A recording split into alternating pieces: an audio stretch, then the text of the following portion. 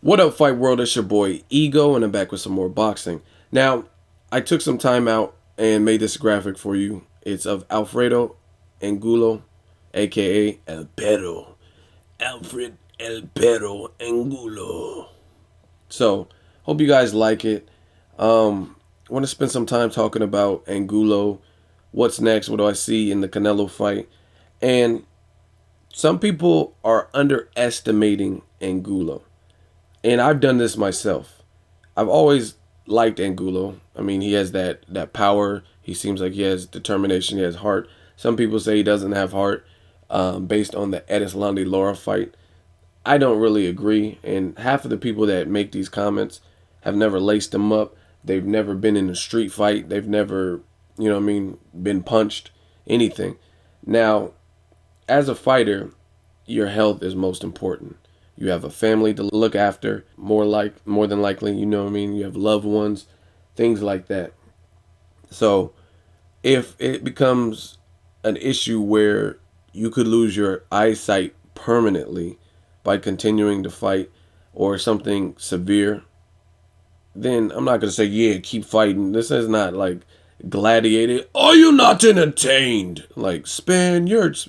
This is, But it dates back to those times, the Roman times. They used to have in the Colosseum men with this one sword or a fucking dagger or some shit and release a Siberian tiger and like you fight to the death. Like, and people have become, especially in America, like almost desensitized or fixated on that type of cutthroat energy, that cutthroat kind of mentality where we want to see a human pitted against a fucking animal or like, monkeys trying to beat you to death and beat on your chest or whatever the situation is.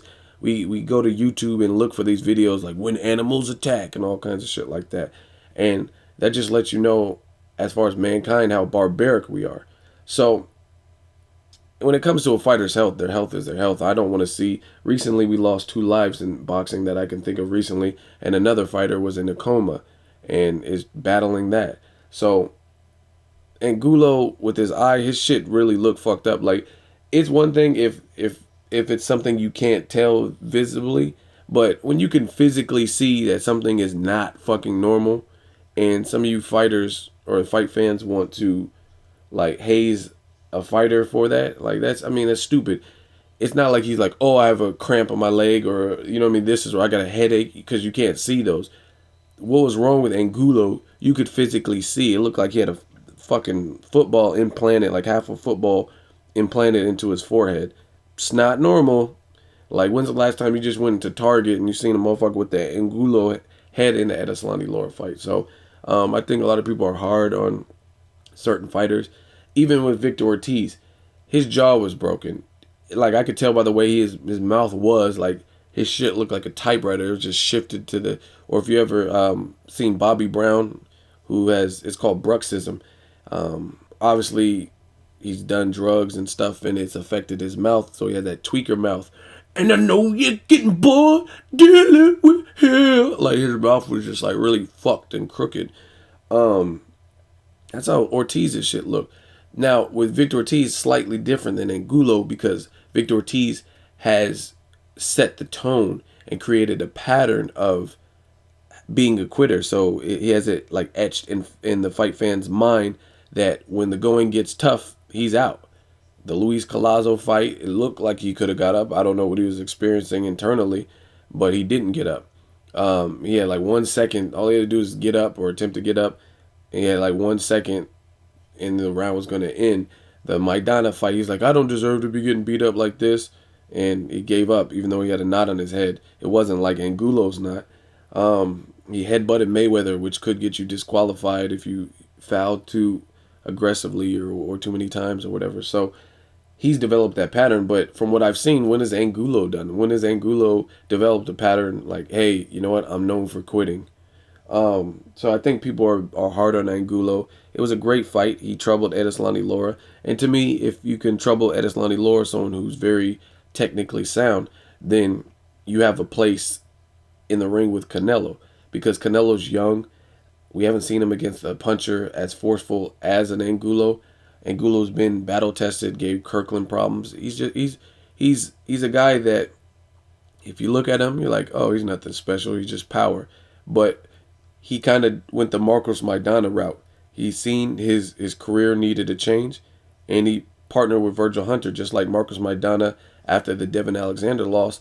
He's seen that he needed to be re-energized and remotivated, and Maidana got with Robert Garcia. Same thing with Angulo and the Virgil Hunter. Virgil Hunter is a very smart, wise trainer, so I think he's giving him more of the game. Now, there's certain things you can and can't change. Luckily for Angulo, he always has the God gift of power. Power is always there; it's already inherent, so he doesn't have to worry about that. And that's perhaps one of the a good. It's a good thing because that's a trait you can't teach. You can't teach power. You can't teach someone to have a good chin. And it looks like Angulo has a good chin, and it looks like he has power. So the things that he can improve, you might actually be able to improve. He's not going to be able to improve speed and be like Amir Khan and have this blistering hand speed, but he can improve his ability to cut off the ring and boxing fundamentals as a whole. And I think that's what Virgil Hunter's trying to do, make him a more devastating weapon. And it looked pretty damn good in the Edeslandi Lara fight. So Angulo's easy to look at and just be like, oh, he's nothing special. But get in the ring with him. Sometimes it's more than meet the eye. When you feel that power, it might be something different. So I'm really, really looking forward to Angulo Canelo. That's why I made this picture of the dog. And we'll see what Canelo's really made of. I think Angulo has the style and the ability to get that out of him. Another thing you got to look at, Canelo versus Mayweather, completely different animal.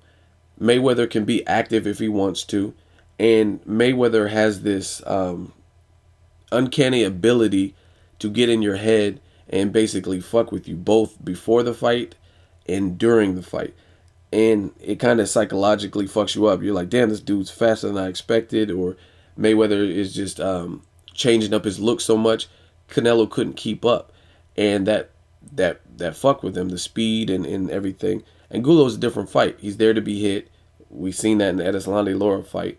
But the thing with Edeslandi Lara has a different style than Canelo, which makes this a great fight. That's why they're calling Angulo versus Canelo toe to toe. Now, I don't think Canelo's gonna stand in the pocket and just bang with him throughout the whole fight, because I think Canelo's smarter than that. But Canelo is not Edeslandi Lara. He's not swift and light on his feet like Edeslandi Lara. He's not gonna be as pesky in terms of providing that lateral movement as a Canelo. I think Canelo will be more stationary than an Edeslandi Lara, which is going to get interesting, because if either fighter really digs to the body, and if Angulo can cut off the ring on Canelo, who it should be easier to cut off the ring on Canelo than Edeslandi Lara, things could get pretty exciting, because Angulo seems like the type of fighter who's just mentally tough, and he kind of reminds me of Marcos Maidana in the sense of some of the, like, his story a little bit. And I feel they fight better when they have that wake up call. Unless you can get them out of there or something, like unless you just knock them out and knock them from their senses. I think certain fighters need that, like Kirkland's, the Maidanas. They need that wake up call. Like, okay, I'm in a real fight. Let's go. Brandon Rios sometimes shows that, and I think Angulo's no different. He needs sometimes that wake up call. So once he feels Canelo's power, I think that's going to wake him up and get him on his game. And again, Canelo is a far different style matchup than Edeslandi Lara. Edeslandi Lara is going to try to stay out of danger, even though he wasn't able to do it and got knocked down twice against Angulo. He's going to at least try to provide lateral movement and be more of a puzzle and less stationary.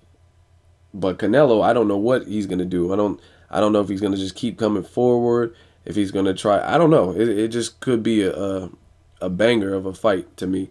And I think some people sleep on Angulo for that reason, because Canelo, another thing that I noticed is he likes to take these rests in the fights. And like, if you look at his biggest fights, there's moments where I'm like, what the fuck? I forgot.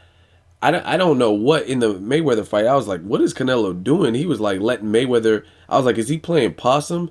And then he started getting hit with shots that he shouldn't be getting hit with. So I'm like, this looks like more than possum. Like he was getting punched in. Like Mayweather was really toying with him, like punching him upstairs, then punching him in the stomach, then punching him. It was like he was trying to get Mayweather to commit, but in doing so, he was getting tagged and maybe taking some making him fatigue a little bit because Mayweather was not biting fully. Like he was trying to lure Mayweather into a trap, but Mayweather's no dummy, so he didn't fall for the trap. But he was still landing shots and getting out of there and landing shots, punching him in the stomach, landing shots, and Canelo just looked like befuddled, like he didn't know what to do. And then also in the Austin Trout fight, he was up on the scorecards. They announced it with the open scoring, and then all of a sudden, Canelo's taking breaks. I seen in the Shane Mosley fight. That was out of all three of those fights, that was Canelo's most dominant performance. He looked good against Trout, showed some different tools with the head movement and stuff, but by far Shane Mosley fight was the most dominant, whereas one-sided. And even in that fight, he took breaks, like he was trying to collect data, and I don't know. So I'm anxious to see how that style is going to match up against Angulo, who seems like he's willing to go out in the shield and he doesn't really give a fuck. Like if he gets knocked out, he seems like he's just going to keep coming forward, and he's relentless and he has power. So I'm really anxious to see how Canelo fares against that, especially taking breaks. I don't know how that's going to look, taking breaks against someone who doesn't give a fuck and keeps pushing forward and trying to plow forward with power shots. So if Canelo can't hurt Angulo early, this is going to be real interesting to me. So let me know what you guys think. What do you think? Does Alfredo Angulo have a chance in hell? Is Canelo going to easily beat him? Is Canelo going to lose? Leave a comment. Let me know what you guys think. As always, hate, comment, or subscribe. Till next video, it's Ego signing off.